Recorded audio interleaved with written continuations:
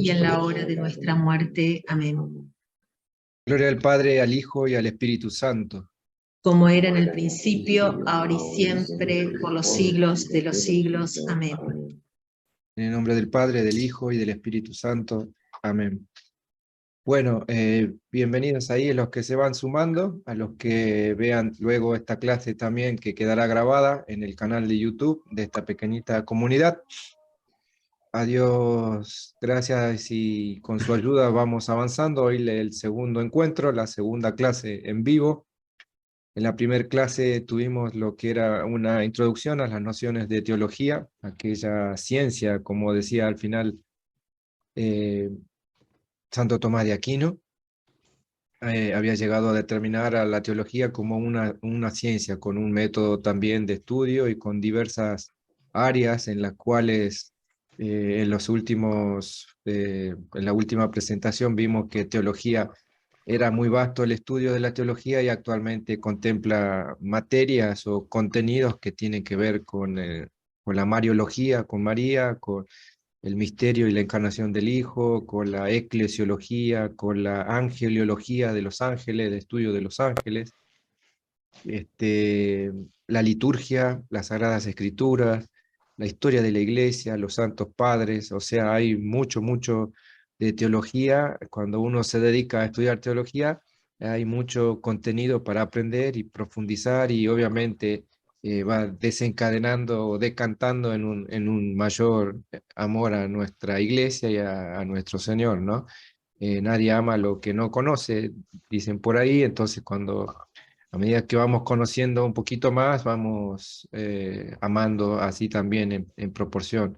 Ojalá sea este también, este ratito que nos juntamos, empezando a esta hora, todos los miércoles, durante 15 miércoles, y aprovecho para invitarlos a las primeras dos clases magistrales que estarán a cargo, por un lado, el próximo viernes, más o menos a esta hora, luego les recuerdo el horario concreto, sobre el latín, por qué el latín es la lengua universal y es la lengua oficial de la Santa Madre Iglesia, como también aprender unas pequeñas nociones de latín para poder rezar las oraciones básicas, ¿no? En este caso el Padre Nuestro, el Ave María, el Gloria y el Regina Coeli, el Reina del Cielo, que estamos rezando en este tiempo de Pascua, ¿no? En estos tiempos, días posteriores a la Pascua de nuestro Señor.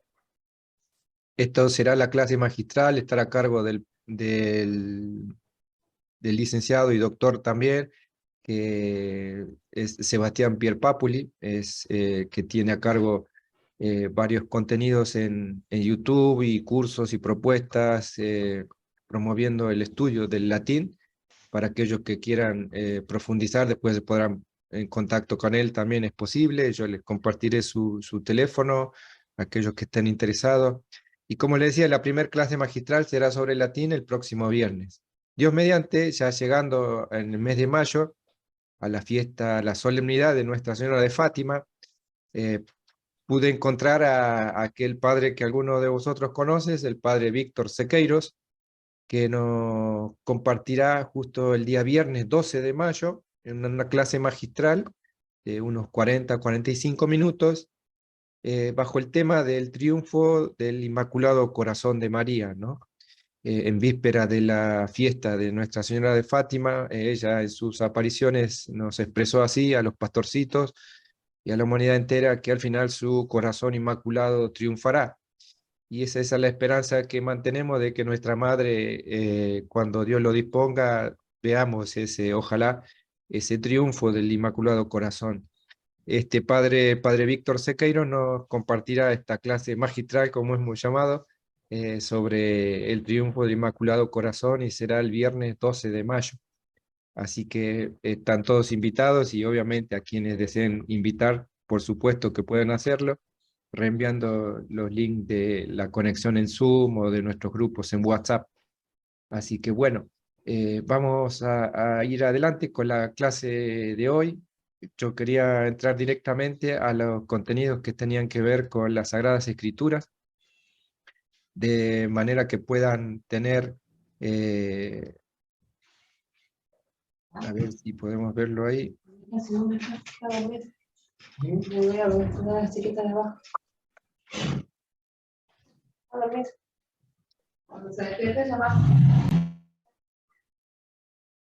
Ahí estamos, bueno, dentro de las 4 materias que habíamos propuesto en este diplomado, una de ellas era las Sagradas Escrituras, otra era Sagradas Escrituras, ay, se me hizo una laguna, esto, la teología espiritual, por otro lado. Voy a repasar porque no lo tengo acá en mente, acá lo tengo al Sagradas Escrituras, Sagrada Liturgia, teología espiritual.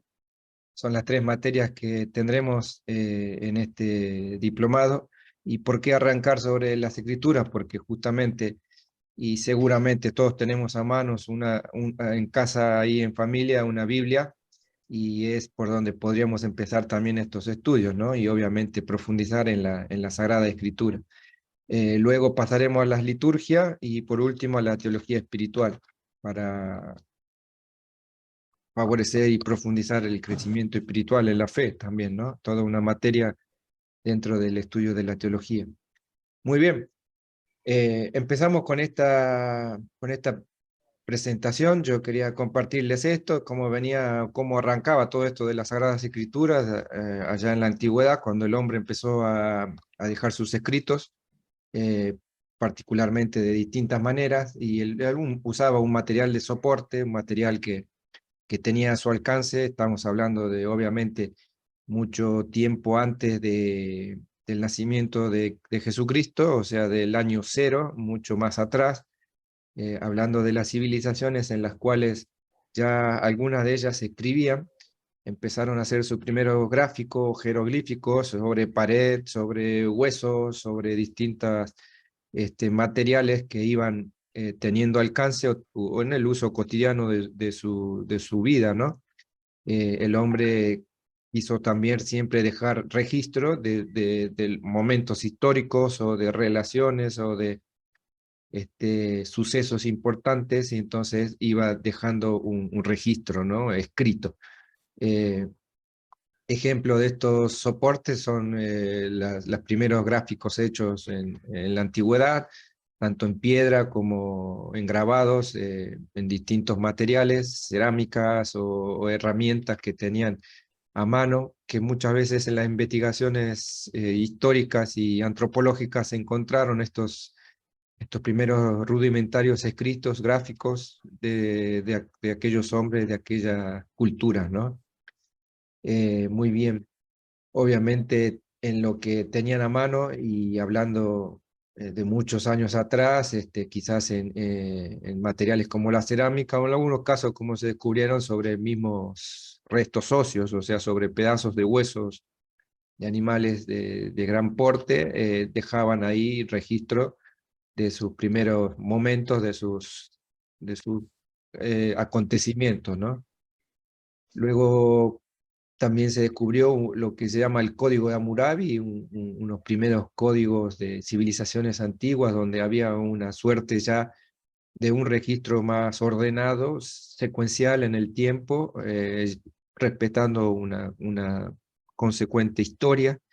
Y eso también iba implicando de que el escribir, el dejar escrito por algo, de alguna manera ayudaba o evidenciaba a futuras generaciones de momentos históricos importantes, tanto de los pueblos como de las personas en particular, ¿no? Estas estelas de Merentat son también otros pequeños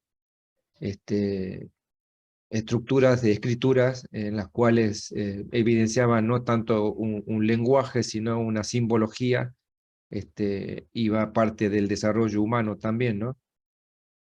Las primeras que tenían que ver con la escritura del nombre Israel, aquel pueblo elegido de Dios, y ya entrando a posicionarnos geográficamente dentro de la Tierra Santa, dentro de el territorio donde humanamente nuestro Señor caminó y se desplazó. Encontramos los rollos del Mar Muerto, los rollos de cobre de Qumran, aquellos suertes de arrollados hechos en un metal liviano, en las cuales había escrituras ahí de momentos históricos de unos 3 o 4 siglos antes de Jesucristo. Qumran es una orilla del Mar Muerto, ahí en la zona de Tierra Santa, ¿no? Estos son imágenes de esos rollos encontrados que se guardan obviamente con bastante celo por la antigüedad, ¿no? Y esto es, más allá de las religiones o la fe de cada pueblo, es parte de la humanidad también, ¿no? En cuanto a cómo iba expresando sus escritos. Como les decía, en cerámicas o en materiales que tenían a mano, iban dejando funciones o con herramientas por ahí puntiagudas, alguna suerte de relato que quizás de momento entendían ellos mismos también, pero que bueno, con el paso y las investigaciones históricas se fueron descubriendo, ¿no? Y obviamente la ciencia dedicó bastante tiempo y espacio a la investigación de qué es lo que se escribía, qué herramientas utilizaban, y fundamentalmente qué mensajes se iba pasando de generación en generación. Como les decía, elementos punzantes que propiciaban algún dibujo, alguna representación de triángulos, de cuadrados, de círculos, que cada uno representaba tanto los momentos importantes de la vida del hombre en esa civilización, como de hecho es importante el nacimiento de un hijo, de un rey, o cuestiones así, ¿no? La muerte también. Entramos después a un soporte más específico, que fue el papiro, cuando el hombre, la humanidad, empezó a descubrir que fruto de esta planta podía tomar su caña, su núcleo, digamos, verde, y empezar a tener ahí una suerte de un soporte de mayor prestigio y durabilidad también, ¿no? En el paso del tiempo. Lo más importante soporte de esto, fabricado con este estilo de hojas. A ver ahí. No, no, ¿qué pasa? Ah, bueno, porque están ya. Ahí dejamos el micrófono silenciado. Estamos con el papiro. El papiro, como les decía, fue otro de los soportes ya un poquito más evolucionados, en los cuales el hombre encontró que cortando de raíz de estas cañas podía pelarlas y podía ir con una suerte de lonjas armando estos primeros papiros, ¿no? Después la aparición del pergamino también fue otro hito importante. Veremos ahora en unos minutos más cómo se desarrolló eso. Y llegando al final al papel que hoy en día nos acompaña todavía, ¿no? Más allá de lo digital que cada vez cuesta más tener un libro en papel, y muchos los tenemos digitalizados, ¿no? O sea, para verlos en estos equipamientos informáticos. El papiro, como le decía, se obtenía de una planta del mismo nombre, que en su interior tenía un tallo fibroso, de un color blanquecino, en el cual este tallo, estos largos filamentos a partir de los cuales se podían elaborar estos papiros, se utilizaban también para la escritura, ¿no? El papiro era utilizado por su dureza también en la construcción de pequeñas canoas, y se evidenciaba el uso de él en los gráficos que se encontraban en la antigüedad, como también quizás herramientas o quizás alguna forma de calzados hechas en este material, que otorgaban a la civilización de esos momentos, de aquellas zonas, una suerte de mejora en su calidad de vida, ¿no? A no andar descalzos, andar con una sandalia ya era una ventaja importante. Como les decía, el papiro eh, empezó a tener relevancia en cuanto a una forma o un soporte de escritura, y cómo se obtenía esto era pelando la caña de la planta, tratando de buscar el núcleo mismo interno, lo filamentoso, y hacer unos cortes delgados. No era estructuras muy de grandes dimensiones, sino ir armando una suerte de planchas, cortándolas en forma alargada, finita, e ir colocándolas una tras otra para que esta suerte de plancha hecha con estas secuencias de plantas vaya tomando la forma de lo que hoy entenderíamos como una hoja, ¿no? Como algo así. Se extendían verticalmente estas láminas en toda su longitud. Obviamente esto implicaba que había que dejarlas secar, más allá de la humedad propia de la planta, había que dejarlas que se sequen, y tomaban una suerte de unión por la misma savia que tenía la planta, entonces quedaban unidas una vez que estaban secas, y lograba el hombre tener una hoja, ¿no? Un elemento, un soporte para su escritura, mucho mejor que los anteriores. Surge después también otra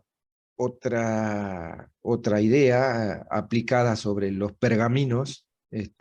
Los pergaminos, la palabra pergamino procede de la antigua ciudad de Pérgamo, en Italia, lo que es hoy Italia, que se desarrolló la mejor técnica para elaborarlo.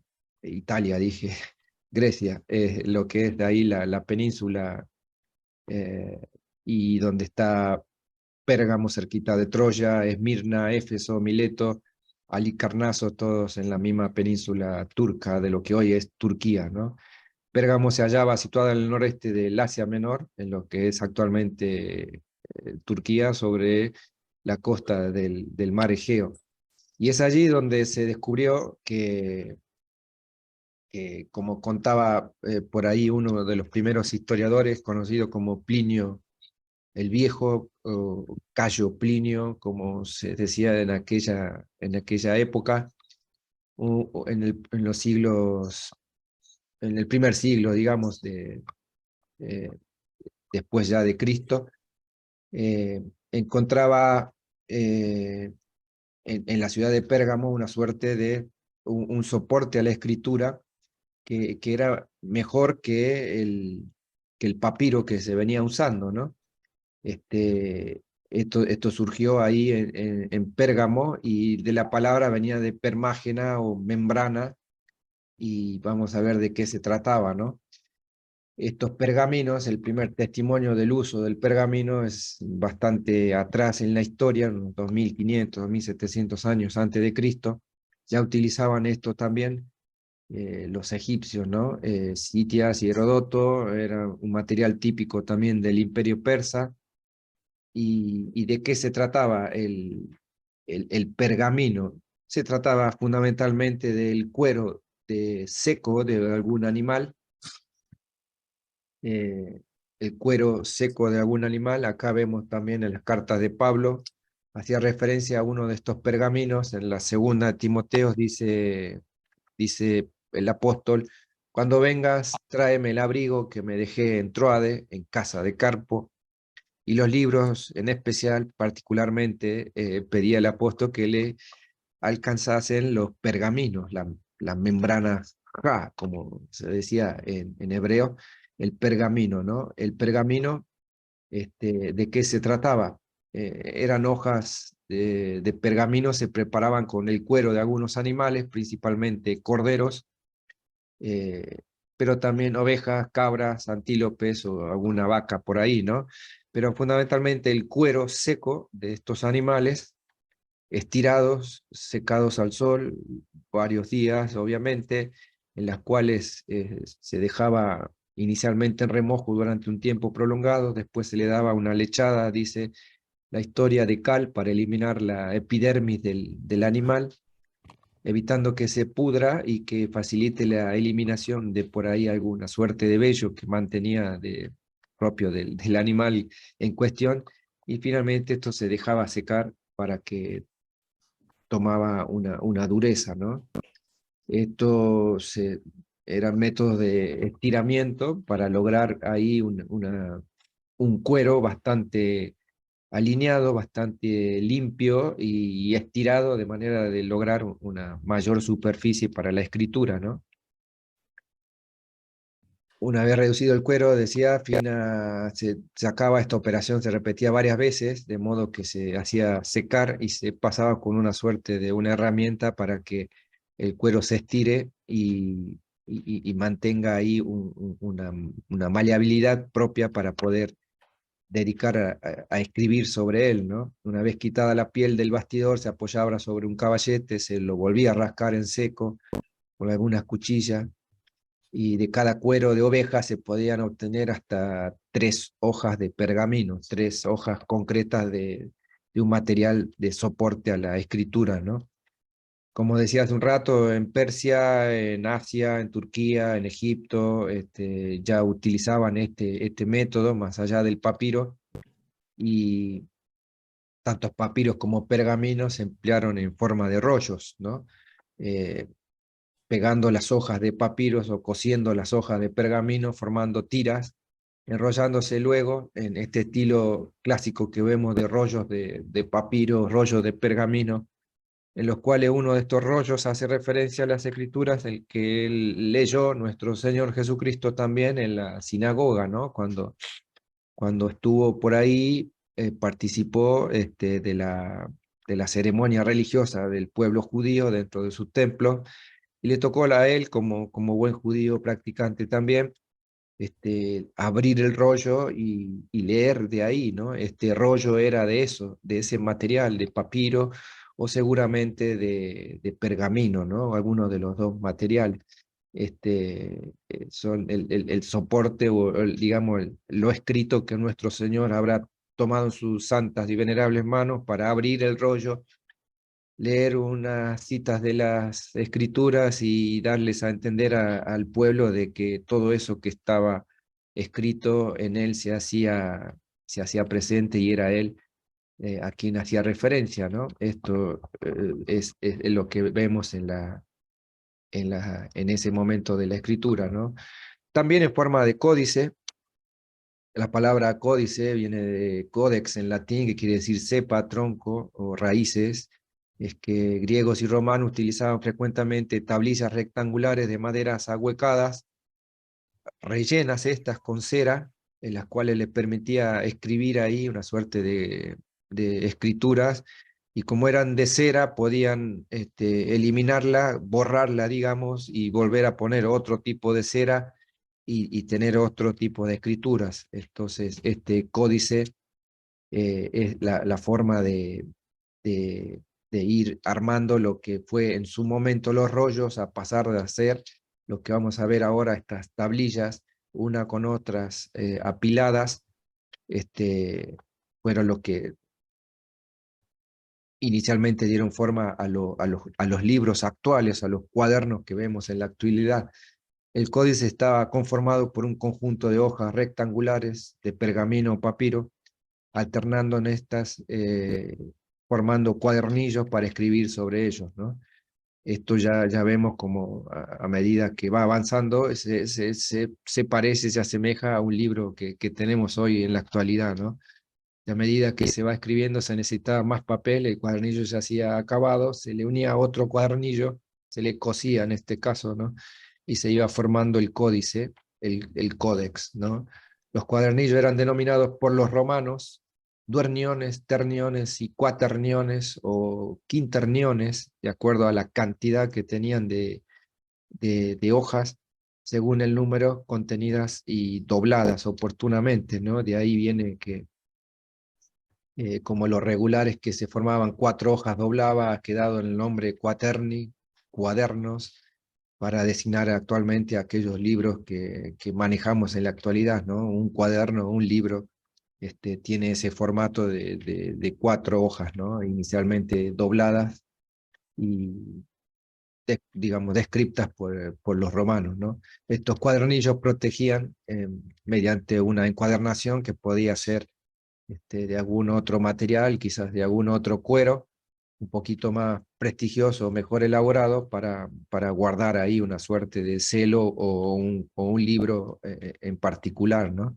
Se llamaba encuadernación a esta acción de coser, y es este estilo, ¿no? Que vemos, y obviamente algunos de vosotros habrá visto en los libros antiguos, o hasta un oficio que había hace unos años atrás, bueno, un poquito más de 50, 70 años, había oficios de encuadernadores, ¿no? De aquellos que se dedicaban a coser las junturas con hilo y aguja directamente, y con buenas tapas de cuero, quizás revertidas en algún material un poquito más fino, pero existía el oficio del encuadernador, ¿no? De aquel que fue el primero que formaba y tenía un taller quizás de encuadernación, y podía, lo que antiguamente era la imprenta, ¿no? Este formato de Codex o Liber Quadratus, también conocido en el latín, tenía unas ventajas respecto de los rollos, ¿no? Porque obviamente los rollos, para buscar alguna cita en particular, habría que desenrollarlo completo, y era más trabajoso. En cuanto al códex, al cuaterni, al cuaderno, era quizás más práctico a la hora de buscar un contenido dentro de ese libro, ¿no? Muy bien, esto hace referencia, como les decía, vamos ahí a silenciar algún micrófono, a los soportes de escritura que se fueron desarrollando desde la antigüedad hasta lo que vemos hoy. Algunos códices o códex se encontraron después, como el azteca, libros de cueros, dibujados, escritos, muy artesanalmente, ¿no? Y, y estos nombres fueron empleados a lo largo de la historia para designar también a lo que llamamos los libros sagrados, ¿no? Y ahí entramos netamente en el contenido, dejamos lo histórico y pasamos al contenido más bien católico, teológico, dentro de esta propuesta de este diplomado. Se suele emplear el término Biblia para designar a los escritos considerados sagrados en el mundo judeo-cristiano, ¿no?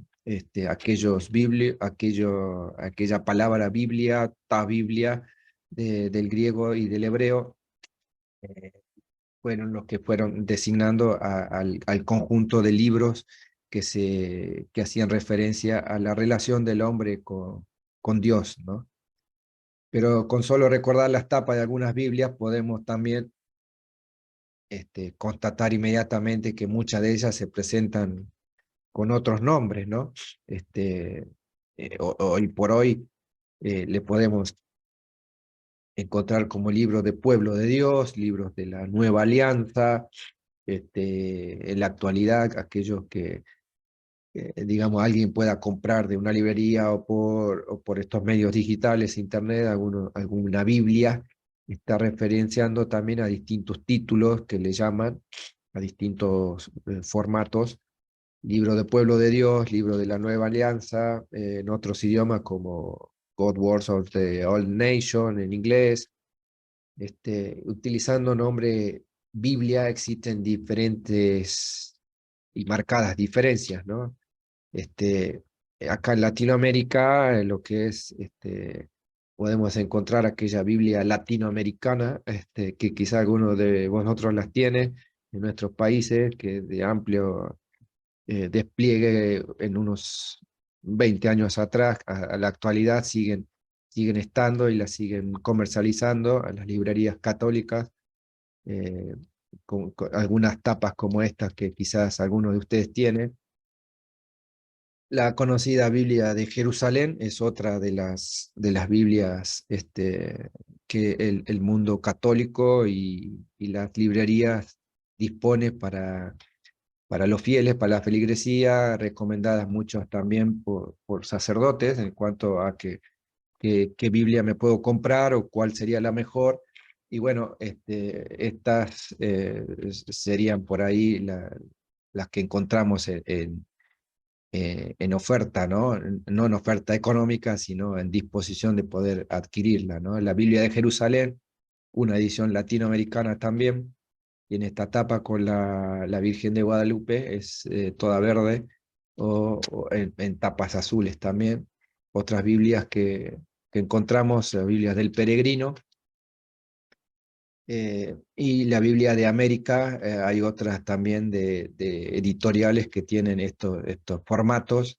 Y como les decía, hablar de Biblia es hablar de los libros, de la palabra de Dios, y vamos a ir tocando ese tema también, ¿no? Otra Biblia conocida como Biblia de estudio, y la llamada Biblia del oso, aquel formato de encuadernación que tenía en su tapa un oso, eh, conocida de distintas versiones, como la Biblia del oso, la Biblia que tenía la imagen de un oso parado ahí sobre un árbol. En algunos casos esta Biblia fue una versión editada por Casiodoro de Reina en 1569, revisada por su primer revisador textual del texto que había escrito el primero, Cipriano de Valera. Llegamos a esta Biblia que es conocida también en la actualidad como la Biblia Reina Valera. Y si hablamos de un poquito de esto, yo quería detenerme a decir, bueno, ¿de qué se trata, no? Seguramente la hemos visto o quizás la tenemos en casa o alguien nos la recomendó o nos la regaló, pero esta Biblia Valera, como les decía, tenía en su formato original una tapa con unas letras en hebreo, y una imagen de un oso, también conocida como la Biblia del oso, por su edición original, ¿no? Esta fue redactada, escrita, digamos, el escrito hecho por Valera y la primera revisión, hecho por Reina, la primera revisión hecha por Valera, ¿no? La Biblia de Lutero, el, este personaje tan nefasto, también se dedicó a tomar tiempo y a escribir una Biblia según su interpretación de la reforma que proponía, ¿no? Así que imaginen que con el paso de los tiempos, muchos podían tener conocimiento de la Biblia y animarse a escribir una conforme a sus pensamientos o ideologías. En el caso de Lutero también así lo hizo, ¿no? Una Biblia escrita en alemán, de acuerdo al pensamiento y a las definiciones que él interpretaba como válidas dentro de sus errores, ¿no? Porque esto no hay que dejar de destacarlo. Lutero fue un gran error, ¿no? La Biblia Reina Valera llegamos a este concepto de que es netamente protestante. Aquellos que puedan tener una Biblia de este estilo, hay que tener cuidado porque obviamente no es una Biblia católica. ¿Y por qué no es católica la Reina Valera, o tan conocida y todo el mundo la tiene, o cualquier cristiano tiene acceso a esto? Primero, no es católica, la Reina Valera es una Biblia escrita por calvinistas.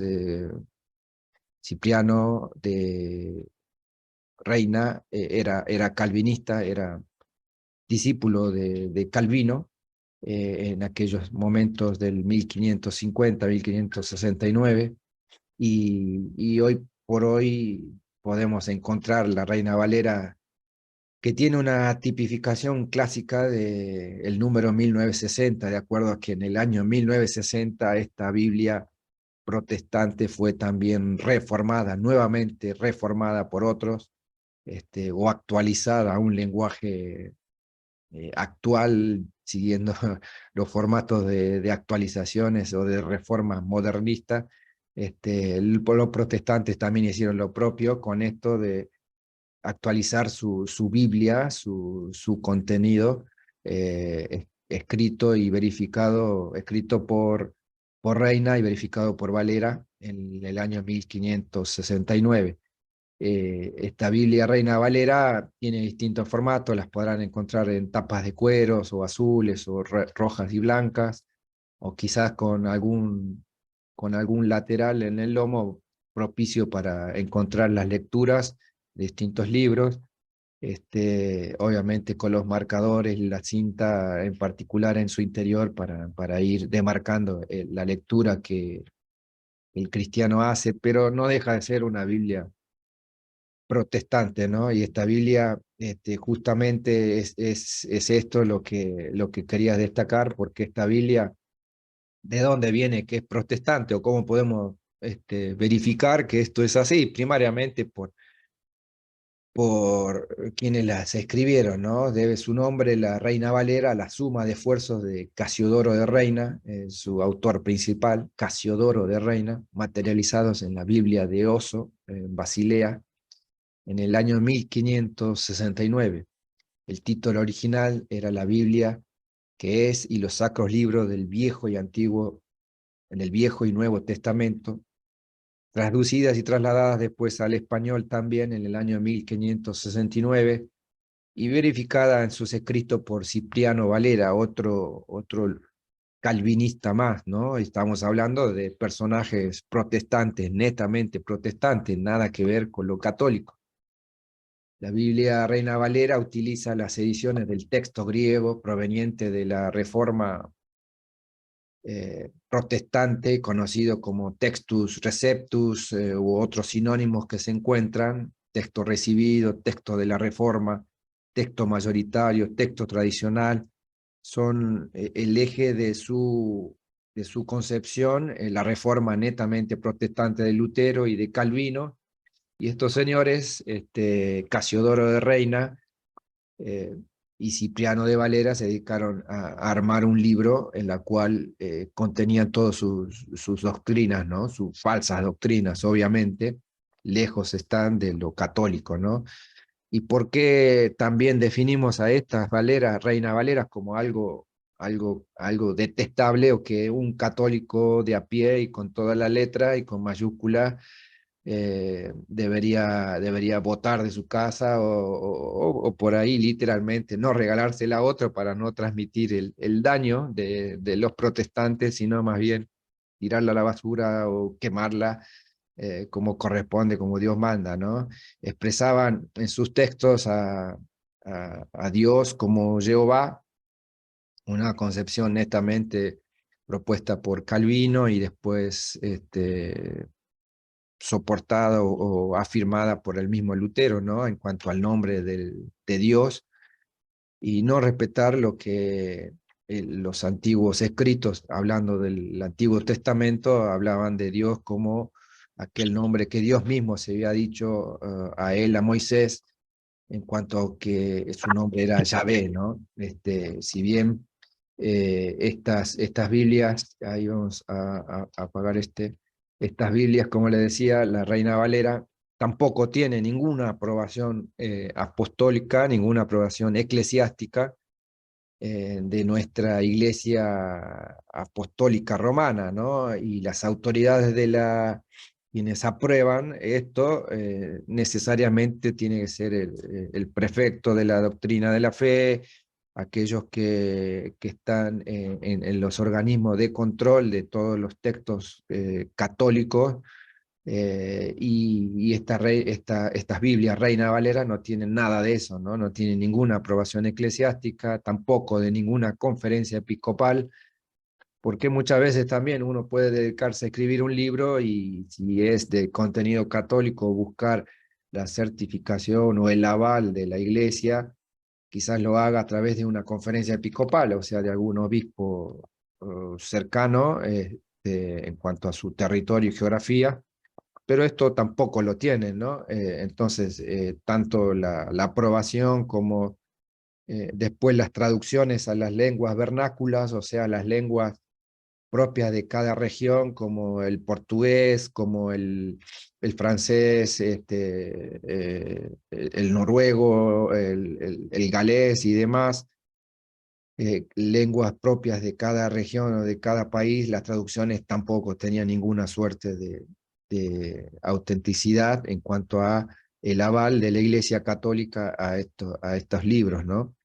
Y técnicamente también la redujeron, la modificaron, sacaron 7 libros, aquellos del Deuteronomio, aquellos, ahora lo vamos a ver, quedando con 7 libros menos. La Biblia tiene la Reina Valera un total de 67 libros y eliminan obviamente todo concepto que tenga que ver, por ejemplo, con el purgatorio, con el rezo por los difuntos, con todas, digamos, la misma formación de ideologías que tenía Lutero y Calvino, ¿no? O sea, Casiodoro de Reina, escrito y revisado por Cipriano de Valera, se dedicaron a estos temas, ¿no?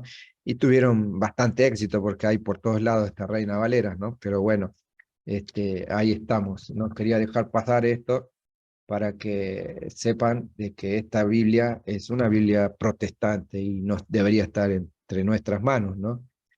La palabra Biblia en lenguas modernas es un nombre propio, singular, femenino, pero en realidad en griego es un neutro plural, ¿no?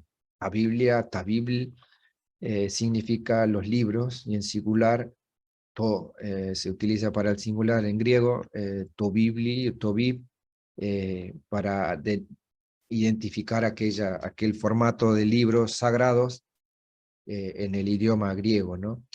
Esto ¿a qué hace referencia también? A que hasta finales del siglo II, después de nuestro Señor, se designaba con las expresiones de los biblios o tabiblia a los textos sagrados que tenían los judíos, pero a partir de ese momento, los escritos del llamado más adelante Nuevo Testamento particularmente, los evangelios comienzan a ser incluidos en esta categoría de Biblia, ¿no? Biblia, entonces empezamos a llamar a los escritos antes de nuestro Señor y a los escritos después de los primeros apóstoles y discípulos, fundamentalmente discípulos que empezaron a escribir sobre nuestro Señor y a eso ya llamamos Nuevo Testamento. Orígenes, en el siglo II, también le llama libros sagrados, libros divinos. Los libros son formas de identificar a este libro por antonomasia, el libro más importante que haya hecho la humanidad, sin duda alguna, hablando de por sí, ¿no? Avanzamos con esto. Juan Crisóstomo también exhorta a adquirir los libros, la Biblia, que son la medicina del alma, dice, o al menos el Nuevo Testamento. A partir de la Edad Media, el nombre griego neutro plural de ta Biblia se adapta a la lengua latina, pero como un femenino singular, y queda literalmente como conocemos hoy como Biblia, Bibliae, hablando ya obviamente en lengua latina, la lengua, justamente la lengua de la Iglesia Católica, ¿no? La lengua que utiliza la Santa Madre Iglesia para sus escritos y sus comunicaciones como lengua oficial, la lengua latina. Esta locución pasa a lenguas modernas como la Biblia en el castellano, en francés la Biblia en italiano, de Bible en inglés, Die Bibel en alemán, y pasamos a otra denominación que también la nombramos, ¿no? O sea, cuando hablamos de Biblia, decimos Sagradas Escrituras, es esto como nos remitimos a lo que también nuestro Señor se expresó, ¿no? Justamente decía hace un momento, cuando él en el uso de su turno ahí en la sinagoga pasó al frente, al centro del recinto, abrió el rollo, leyó los pasajes que hablaban de su venida y los cerró, expresando que se cumplía en él todo lo escrito. Imagínense el sacudón para todos los asistentes, todos los que estaban oyendo, ¿no? Y en alguno que otro ya empezando a rayar porque decir, este hombre está loco, está blasfemando, se está nombrando o autodenominando el Hijo de Dios, ¿no? Y digamos, todos esos sucesos hace pocos días lo recordamos en cuanto a la Semana Santa, ¿no? Jesús le respondió, estáis en un error por no entender las escrituras, ¿no?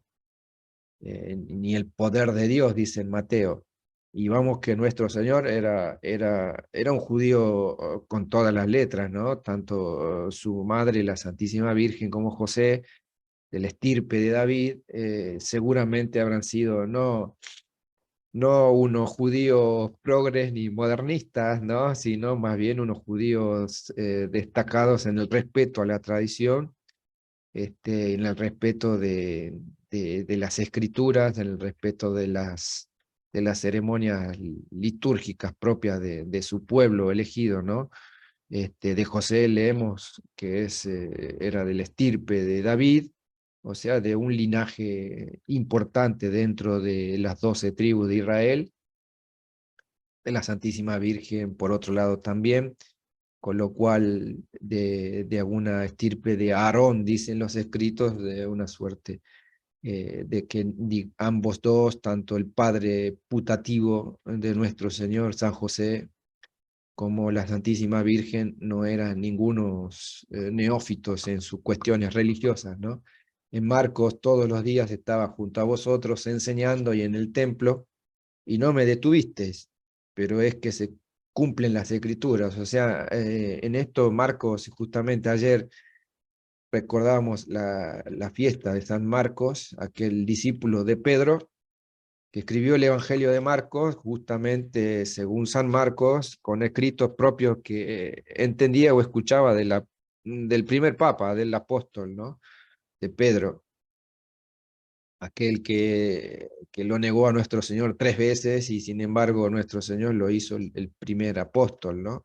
El primer pontífice, la cabeza de la iglesia, y Marcos era uno de esos discípulos. Marcos también, dice la historia, era discípulo de Juan el Bautista, o sea, seguía a Juan el Bautista y estuvo en el momento del Jordán, el bautizo de nuestro Señor, cuando Juan el Bautista expresó y le dijo, digamos, no me sigan a mí, sigan a aquel que no soy digno ni siquiera desatarle el cordón de las sandalias, y el momento del bautismo de nuestro Señor, Marcos estaba ahí, y dejó de seguir a Juan el Bautista y empezó a seguir los pasos de nuestro Señor, ¿no? Para después netamente estar al lado de Pedro, en la cual Pedro también en una de sus cartas los nombra como hijo adoptivo, con un cariño particular por Marcos, seguramente, y se entiende que habrá sido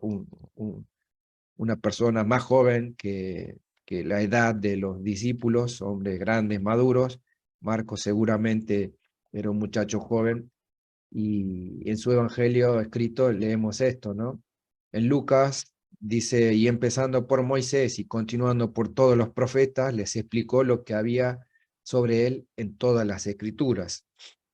Este versículo, si recuerdan, habla de los discípulos de Emaús, aquellos que caminaron con nuestro Señor, ya resucitado, y no sabían quién caminaba a su lado, y obviamente cuando partió el pan se dieron cuenta de quién se trataba y recordaron aquellos momentos, ¿no? Discípulos también, los de Emaús, ¿no? De nuestro Señor, y él, empezando por Moisés, digamos, les hizo un repaso general, contando y verificando que en él se cumplían todas las escrituras, ¿no? En Juan, vosotros investigáis las escrituras, la que creéis tener en ellas vida eterna, ellas son los que dan testimonio de mí, dice, ¿no?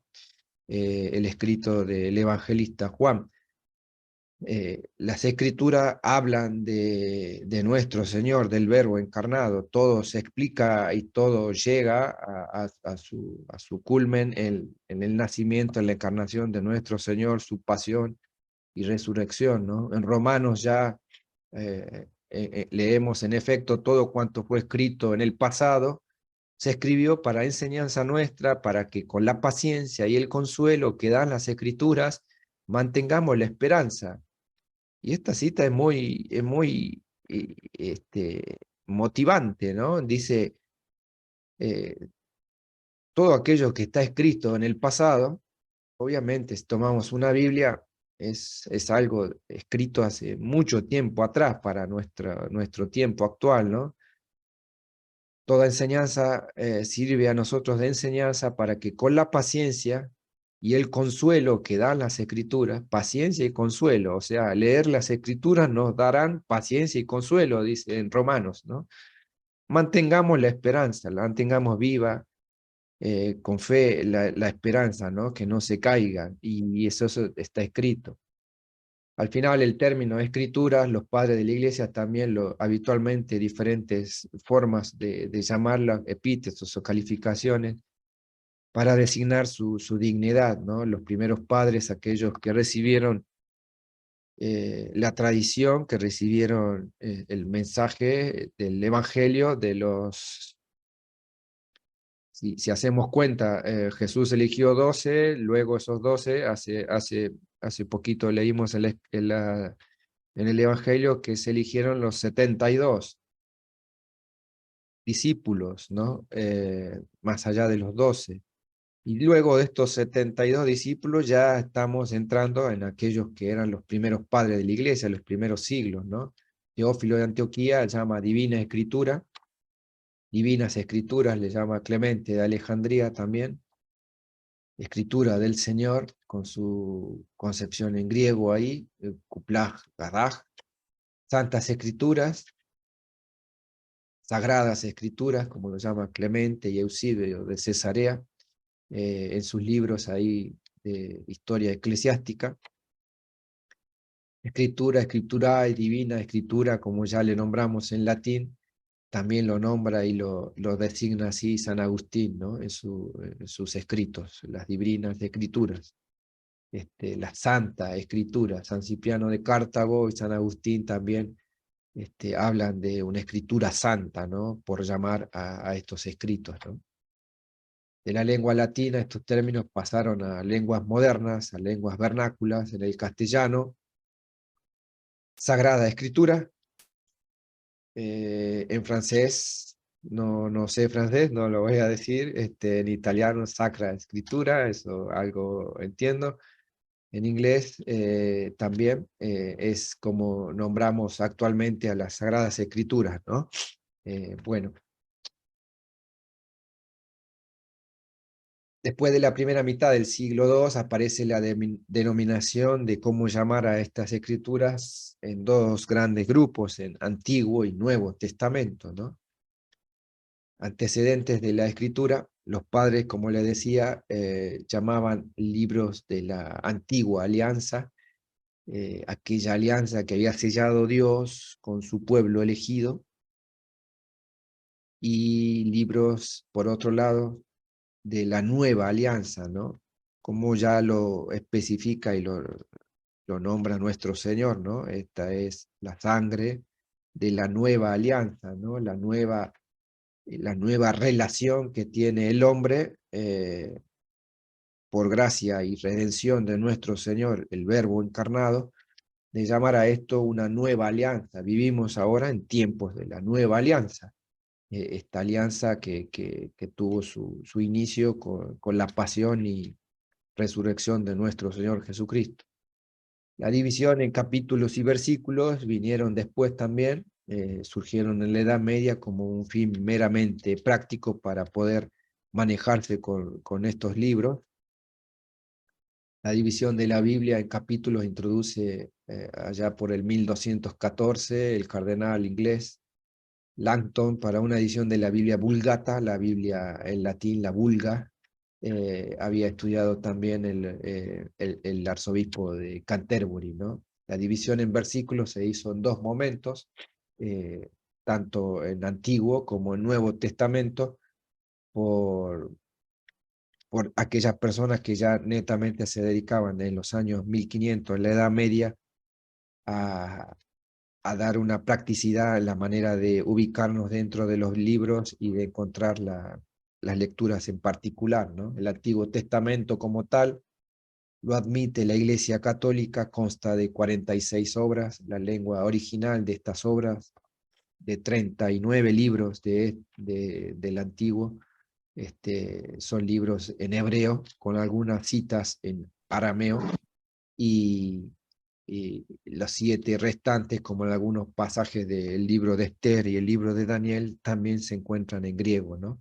Pero fundamentalmente, el libro del Antiguo Testamento está escrito en hebreo, ¿no? Hebreo. Como tal, es admitido por la Iglesia Católica, consta de 47 libros, más o menos por alguna diferencia de uno más, uno menos en cuanto a cómo los identifica. La lengua original de estos es el hebreo, hebreo que lengua que también manejaba nuestro Señor. Recordamos, hablaba hebreo, las escrituras estaban hechas en hebreo o en arameo. Cuando leyó de los rollos en la sinagoga, cuando le respondió a Pilatos, seguramente lo hizo en latín, y históricamente su familia habrá hablado arameo, su padre San José y la Santísima Virgen, así que por lo menos tres lenguas hablaba nuestro Señor, así que es motivo también de aquel que le interese aprender un poco del hebreo, ¿no? Justamente recuerdo las palabras de San José María en una de sus videos que vi, la cual le preguntaba a un miembro de su orden, el Opus, por qué estudiar hebreo. Y San José María Escrivá le respondía, porque, bueno, estudio hebreo porque sigo a un hebreo y la madre del hebreo que sigo también es hebrea y hablaba en hebreo. Así que imagínense poder hablar en hebreo, entender el idioma que hablaba nuestro Señor y más aún el arameo, ¿no? Por ahí, no sé si me acompaña todavía, hay una amiga que conozco, pero que esté por acá, Samira, sabe rezar en oraciones en arameo. Vamos a pedirle después al final si nos puede rezar una oración en arameo. Bueno, algunos de estos libros contienen pasajes, como le decía, en arameo, ¿no? Una lengua antiquísima, mucho antes del desarrollo del hebreo y del latín, propia lengua del imperio invasor que tenía la región de la tierra prometida, aquella zona de Medio Oriente conquistada, ¿no? Por el imperio romano. O sea, el imperio romano se manejaba netamente en latín. Algunos pasajes en arameo los encontramos en el versículo de Jeremías, en Daniel, en Esdras. La Iglesia Católica también admite en algunos escritos y los respeta como tal en arameo, los dejó, los mantuvo en arameo especialmente como parte de la tradición. Y imaginen si no es respetable la tradición, y cuando hablamos de tradición no hablamos de tradicionales o tradicionistas, sino de aquellos que guardan esto con un celo importante por dónde viene o quién lo expresó, ¿no? Algunos de los libros de los macabeos también tienen registros en arameo, y cómo están organizados estos libros. Vamos a ver, no me quería extender, pero que hasta ahí vamos a ir continuando. Cómo están organizados los libros, ¿no? Cómo están, de qué manera están dispuestos. Antes de seguir, quería ver si hacerle un poquito más interactivo a aquellos 23 que me siguen, que están escuchando esta clase atentamente. Les agradezco nuevamente la atención, el poder acompañarnos, y si tienen a mano una Biblia, a ver si la vemos y me cuentan cuál tienen por ahí. José, Manuel, Mari Carmen, qué Biblias tienen, a ver si vemos.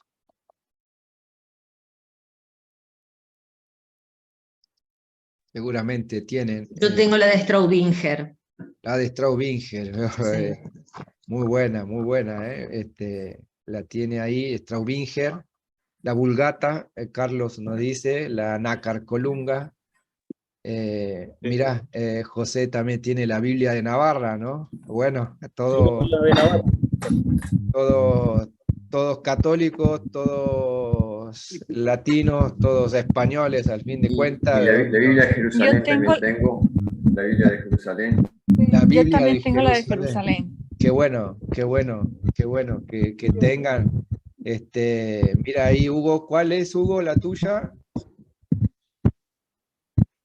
En Chile, ¿cuál tiene? Tengo varias. Tengo la Tiene Biblia varias de ahí, una colección. Este está como yo, se junta Biblias por todos lados. Biblias Jerusalén. católicas, ¿no?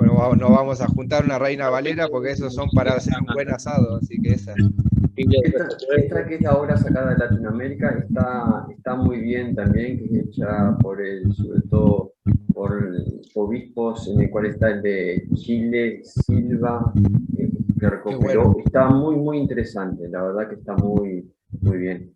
Qué bueno. Derecho para- Beatriz, ahí tiene, ¿cuál tiene Beatriz? ¿La Biblia de Navarra? No, la de Petisco, no leo bien, Beatriz, cuéntame. Hay otro que tiene la Nácar Colunga, qué bueno. Sí, yo tengo la Nácar Colunga. Ricardo, Biblia. yo soy Luz, estoy con Juan. Ah, mira, Sí. qué bueno. Ahí veo a Jairo tiene la Biblia de estudio. Mira, qué bueno. Justamente hace un rato la pasamos. La Biblia de Jerusalén. Bueno, estamos bien armados, ¿no? No podemos negar. Tenemos buenos materiales. Hay que dedicarse entonces a la lectura, ¿no? De cabeza. Ojalá no tengan por ahí. Y si tienen, como les digo, para un buen asado, la pueden usar a esas Reinas Valeras. Que no tienen otra cosa que para quemarlas y tal, ¿no? Si luego vamos a estar esparciendo los errores de Lutero, Calvino y todos sus amigos, eso no da para... Una Ricardo, pregunta. Una Ricardo. pregunta, nena, claro. José, después. Mira, yo entiendo que la Biblia, esa, ¿cómo se llama? Esa que acabas de poner ahí, la Biblia protestante esa, es una Biblia que no está, que nosotros no la aceptamos porque primero que es una Biblia que está incompleta, que viene con una cierta pensamientos metidos allí, ¿sabes? Para darle vuelta a las cosas para que la gente... Pero ¿sabes qué? Eso es interesante. Aquí en casa por lo menos está esa Biblia. ¿Pero por qué está esa Biblia? Bueno, mi hijo es diácono y hay que conocer lo que dice el enemigo. Sí. Entonces, para estudio, para tú saber, porque si tú vas a hacer, tú vas a ir en contra de esta gente, tú tienes que saber lo que esa gente está leyendo. Exactamente. Y qué es lo que esa, ¿entiendes? En ese sentido, es importante, ¿ves? Obviamente nosotros no creemos en eso, pero es una Biblia totalmente incompleta y es una Biblia que no es, como tú estás diciendo, no está aprobada por las conferencias episcopales, por todo ese tipo de cosas. Claro. Pero hay que recordar una cosa, que aunque sean esas Biblias incompletas y malas, ahí hay palabra de Dios. Hay que acordarse de eso. Muy Yo bien. no agarraría y la echaría en el asado. Perdona. aunque esté mala, ok, la pongo por ahí, pero no la tiro en el asado. Está bueno. Bueno, déjame a mí que lo haga, yo sí lo hago con gusto. No, bueno, yo no, porque yo de ahí es donde se sacan argumentos también. ¿Ustedes están creyendo esto? Pero eso no es así. Sí, pero sabiendo que yo tomo tu aporte y es valioso, que siempre también no podemos descartar, tenemos que pelear en el mismo terreno que está el enemigo, y tenemos que leer, tenemos que entender qué es Tienes que saber. lo que ellos hacen, lo que ellos dicen, para poder refutarlo con total certeza, y a eso se dedica la apologética, ¿no? Aquellos que estudian. Pero bueno, no he tenido tiempo todavía de hacerme y dedicarme a la apologética, así que si he encontrado una por ahí, no es más, es una broma, no yo lo sé, he pero hecho, yo sé. pero tal, está escrita por luteranos, por calvinistas, están sacados libros, no están dentro de la iglesia, son cualquier cosa, pero bueno, ahí veo que tienen y están buenos. Son enemigos, han sido enemigos de la Iglesia Católica y es más, ahorita tú te metes en cualquiera de estas partes en Facebook, toda esa gente que tratan de maltratar al católico y la verdad es que le dicen cosas horribles. Pero hay ahorita una cuestión en que los católicos nos estamos preparando y son muchos los católicos que les contestan acertadamente. Exacto, exacto, sí, sí, sí, por eso hay que estudiar, de eso se trata, ¿no? Hay que leer y hay que estudiar. Muchas veces leer y recolectamos libros o contenidos, o ahora recolectamos PDFs en digital, pero no lo leemos después. Entonces también Sí. estamos ahí, ¿por qué no lo leemos? Porque es costoso, pues imprimir todo eso, son como 400 hojas, no voy a estar imprimiendo eso. Sí, a Pero veces digo, es bueno, difícil leer lo leo más tarde, lo leo el sábado, lo leo el y domingo no lo lees nunca. y no lo leo nunca más. Entonces, más vale que agarremos algo concreto, la Biblia como tal, la escritura, como decían los santos padres, la Santa Escritura, es la palabra de Dios ahí escrita, ¿no? Que seguramente nos hablará, nos abrirá el camino, nos ayudará de momento en momentos Ricardo, ¿te puedo particulares. decir una Sí, adelante, cosita? Beatriz. Mira, lo que pasa es que yo también tengo colección de Biblias, tengo muchas Biblias, y al igual que Nena, en su momento definí si iba a quemar algunas o no, pero decidí quedármelas para precisamente lo que ella decía, para estudiarlas. Mira, esto es una Biblia, no sé si la alcanzan a ver ahí. Sí, sí, sí, sí, Es sí, sí. una Biblia que dice traducción en lenguaje actual y es de las sociedades bíblicas, ¿cierto? Es de Sociedades Bíblicas Unidas, Ajá, que esos son... desafortunadamente nuestros obispos en Latinoamérica también están usando las Biblias de Sociedades Bíblicas Unidas, como Dios habla hoy, que es una Biblia muy triste, incluso la Biblia de Shekel, de Alfonso Shekel, el alemán, que perdón, Sí, sí, Alfonso Cheque, como dice Hugo. Sí, sí, que es la Biblia latinoamericana, que es muy buena de estudio, pero que es una Biblia que tiene muchos visos de la teología de la liberación. Entonces sí, me sí, da sí. mucho pesar porque generalmente las Biblias que están utilizando en las parroquias, esto lo venden en una parroquia, por ejemplo, esto Sí, lo venden, y son las Biblias protestantizadas, son Biblias, sí. y incluso yo tengo las dos de Jerusalén, y esta última es como del episcopado colombiano también, del Papa Francisco. Generalmente me la paso comparándola con la Biblia de Jerusalén, como de siempre, porque ya hay cositas que uno dice, bueno, ¿cierto? Entonces eso les quería decir, que en este Sí. momento desafortunadamente nuestro pueblo católico, el menos experto en Biblia, es el que está teniendo la Biblia de menos calidad a nivel de la traducción. Sí. Muchas gracias. Muchas gracias, Beatriz. Es valioso el comentario y es así, es la realidad cruel que nos acompaña en cada una de nuestras parroquias también. Vemos que hay mucho contenido protestante, mucho libro, mucho Biblia, mucho... sobre la Biblia, imagínense que es el libro más eminente de toda la humanidad. ¿Cuántos habrá que escritos y que se animan a escribir una Biblia, ¿no? Con sus propias concepciones y ideologías? Así que es bueno de que al menos sepamos la diferencia, mantengamos el Claro. resguardo de la fe, mantengamos aquella Biblia de Jerusalén, aquella Nácar Columba que fue autorizada por las conferencias episcopales españolas también y que eran en los años 60 muy difundidas. Una Nácar Columba era una buena Biblia de aquel momento también. Y como todo en esto que se fue modernizando, actualizando al lenguaje más ameno, más de este tiempo y tal, son elementos que en algunos casos se caen en error. Muy bien, ahí Mari Carmen, adelante. Me gustaría hacer un pequeño comentario. Yo Claro, hice, en relación a lo que dijo Beatriz, es muy cierto su comentario.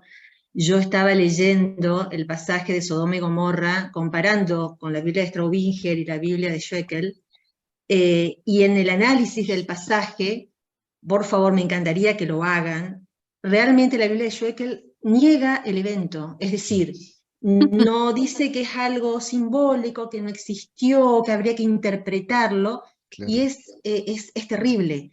Y con respecto a la Biblia de Jerusalén, hay que ver, esa Biblia es excelente, depende de la edición, porque Sí. la última, por ejemplo, reemplaza pescador de hombres por pescador de personas, para hacerlo inclusivo. Sí. Es decir, modernizando un lenguaje para adecuarlo al mundo, como si la revelación debería ser adecuada a los tiempos y no los tiempos adecuarse a lo que el Señor reveló, que Él es eterno, inmutable. No, es malo. Y otro agravante, cuando uno hace un curso o cuando uno lee las Sagradas Escrituras o cualquier libro, yo había comenzado un libro en la Asociación Bíblica Argentina y uno tiene que ver, ahí por ejemplo, esa Biblia de Schweckel era una de las que recomendaban. Y por ejemplo, me pusieron como libros de referencia para leer a un autor, que no sé si alguno lo conoce, pero por favor googleenlo, Ariel Álvarez Valdés, un ex Dios mío. sacerdote santiagueño que dejó el sacerdocio, que sostiene herejías, y cuando yo cuestioné esa bibliografía, me dijeron que era un gran teólogo, la Asociación Bíblica Argentina. Bueno, pocas palabras, buen entendedor. Yo Exacto. obviamente abandoné el curso porque me superó, me pusieron a una rabina que me diera clases. Bueno, ¡Wow! o sea, fue un caos, casi muero con el curso. Eso existe, Exacto. rabinas. Sí, Exacto, sí. existe, y ella, o sea, alguien que no cree que Jesucristo es el Mesías, es nuestro No te Redentor, puede dar clase. no me puede dar clases, no me puede dar clases. Así es sencillo. Nada más. Qué bueno, Así. qué bueno, qué bueno. Muchas gracias ahí, Mari Carmen, valioso el comentario. Muy bien, ahí estamos, ¿no? Yo por hoy quería llegar hasta esta instancia para entrar netamente ya en la división que tenemos de Antiguo y Nuevo Testamento en la próxima clase, y analizar los libros proféticos, sapienciales, todos los profetas menores, los profetas posteriores al éxodo del pueblo elegido, y obviamente entrar en los contenidos que tienen que ver con el Nuevo Testamento en cuanto a la vida de nuestro Señor en los 4 evangelios, las cartas de los apóstoles Pablo, Pedro, Santiago, y los Hechos de los Apóstoles, aquel libro que habla de los primeros momentos de la iglesia, y el Apocalipsis, ¿no? Así que bueno, ahí estamos. ¿Hay alguien que levantó la mano? Yo leí, dice Claudia Niño, la Biblia de Jóvenes de Ediciones Paulinas Católicas, que no sé de qué versión usa, pero es una exégesis de la Pachamama. Dios mío.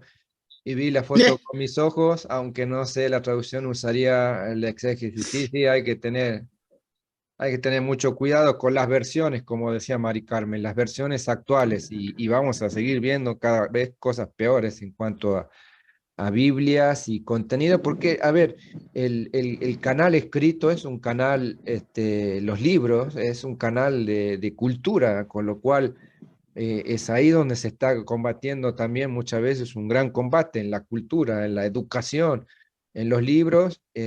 Por más que nuestros jóvenes y nosotros mismos estamos dejando los libros por estas cuestiones digitales y de pantalla, cada vez menos agarramos un libro, pero los libros, el enemigo lo sabe, que lo tiene que escribir, lo tiene que actualizar, lo tiene que hacer inclusivo, lo tiene que hacer indigenista, lo tiene que hacer climático, y todas estas cuestiones que están en estos tiempos, ¿no? Así que obviamente tener cuidado.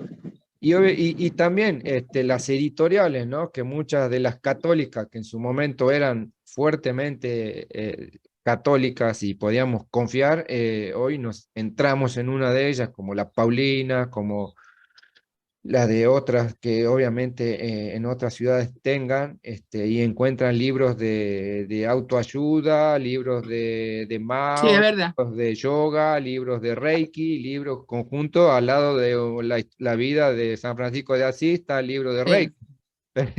Entonces, es una locura también, y tener cuidado en eso, ¿no? De saber qué lectura es buena cuando uno tenga ahí unas monedas para comprarse o leer o profundizar o estudiar. Es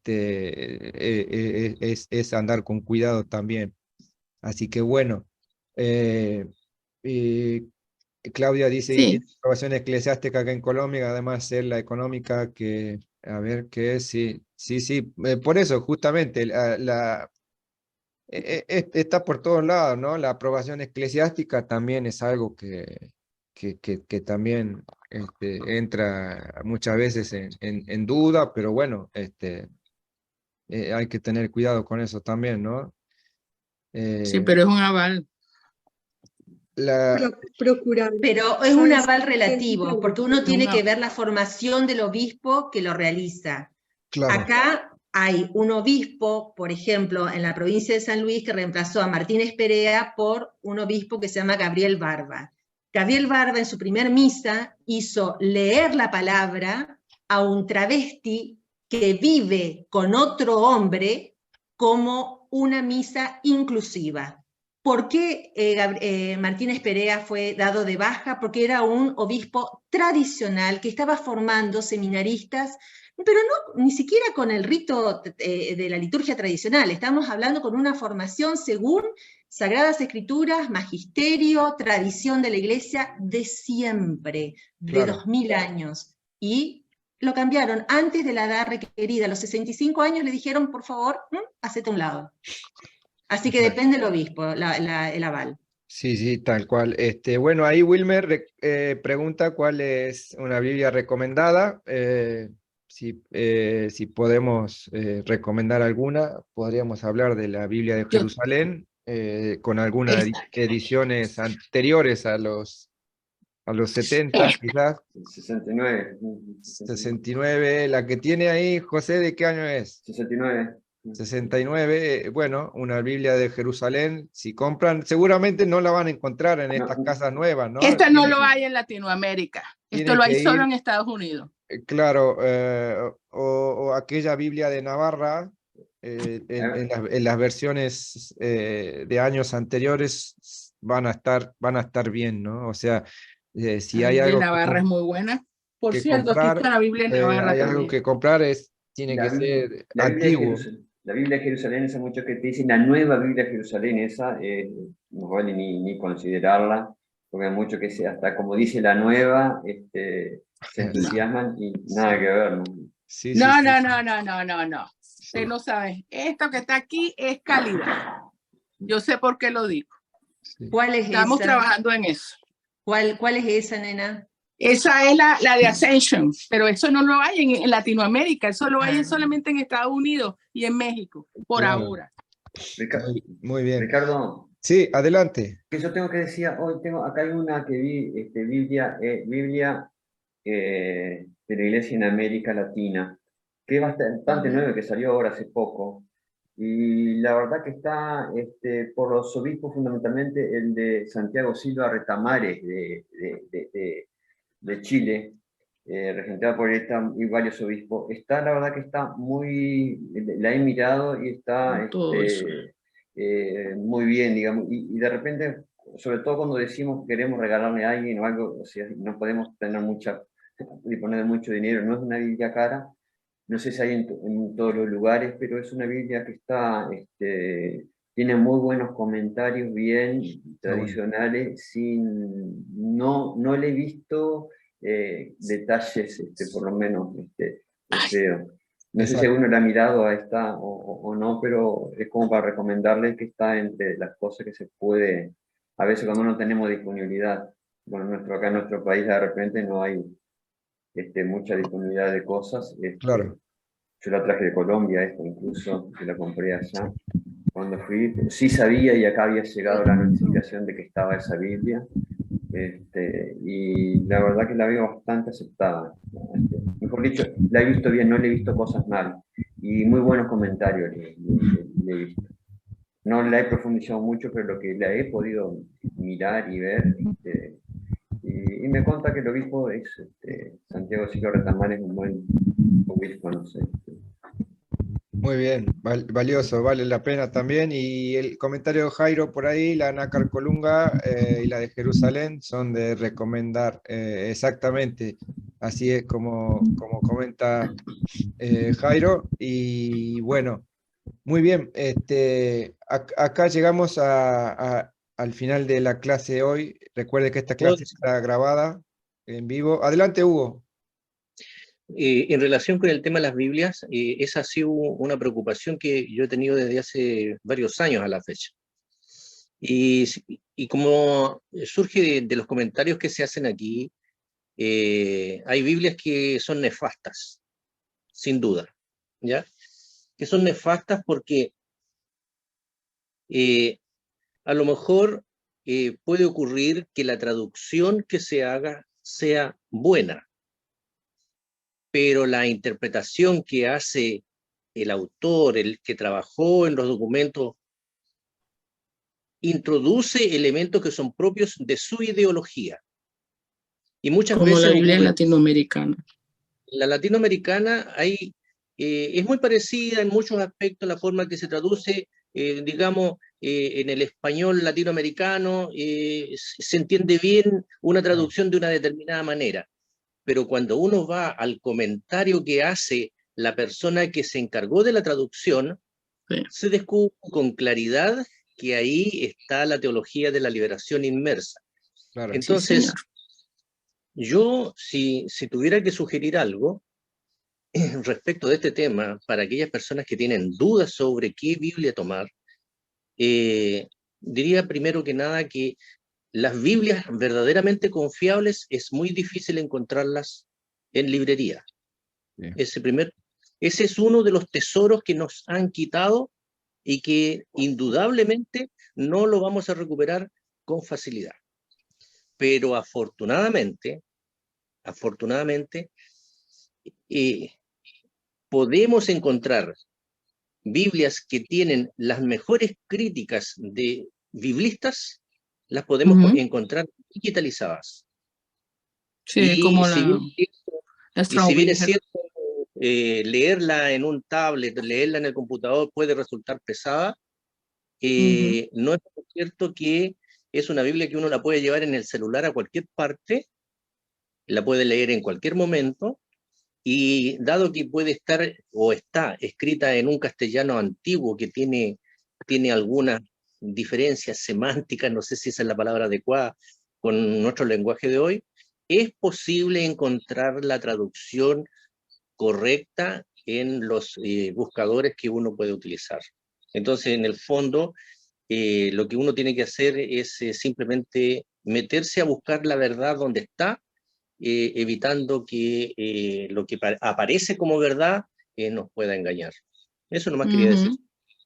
Está bien, muy bien. Muy bien, muchas gracias, Hugo. Muy valioso también. Es cierto que lo que comenta. Y bueno, como les decía, hoy vimos brevemente aquellos soportes que utilizaba la humanidad para empezar las escrituras, como también nos introducimos en lo que fue los primeros escritos, los primeros libros, la forma de nombrar a las Sagradas Escrituras, tanto de los primeros padres santos de la Iglesia, como después también las acepciones que hay en cada uno de nuestras lenguas vernáculas, de nuestras lenguas de países, y pudimos ver algo de qué Biblias serían recomendadas para entrar, Dios mediante, la clase que viene a un poquito adentro de la Biblia como tal, conocer la estructura de libros y seguir profundizando esto.